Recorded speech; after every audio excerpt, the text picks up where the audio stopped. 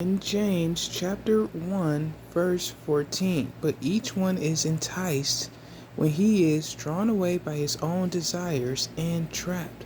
Then when desire has conceived, it gives birth to sin, and sin, when it has been accomplished, brings forth death. In 2 Timothy chapter 2 verse 22, and flee from the lusts of youth, but pursue righteousness, belief, love, peace with those calling on the Master out of a clean heart. In Ezekiel chapter 23, verse 19, and she increased her whorings, remembering the days of her youth, when she whored in the land of Mizraim, and she lusted after her lovers, whose flesh is like the flesh of donkeys, and whose emission is like the emission of horses.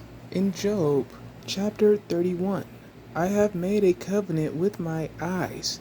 How then could I gaze at a maiden? In Matthew chapter 5, verse 27, you heard that it was said to those of old, you shall not commit adultery. But I say to you that everyone looking at a woman to lust for her has already committed adultery with her in his heart. In John chapter 8, verse 44, you are of your father the devil, and the desires of your father you wish to do. He was a murderer from the beginning, and has not stood in the truth, because there is no truth in him. When he speaks the lie, he speaks of his own, for he is a liar and the father of it. In Genesis chapter 2, verse 16, and by the name of God, Elohim commanded the man, saying, eat of every tree of the garden, but do not eat of the tree of the knowledge of good and evil, for in the day that you eat of it, you shall certainly die. In Matthew chapter 6, verse 22, the lamp of the body is the eye. If therefore your eye is good, all your body shall be enlightened. But if your eye is evil, all your body shall be darkened.